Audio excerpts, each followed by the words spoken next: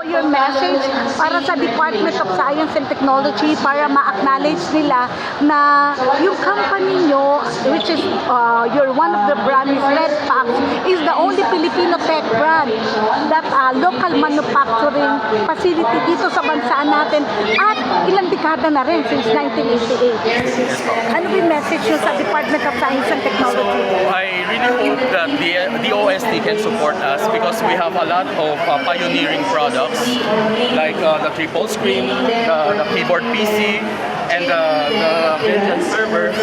All these things are actually proprietary, which all the other countries don't have yet. Okay, so I'm hoping that we can get the support of the OST to help us materialize our dream. Na we want to prove to everyone that Filipino tech is more advanced than other countries. Hindi tayo nagpapatalo.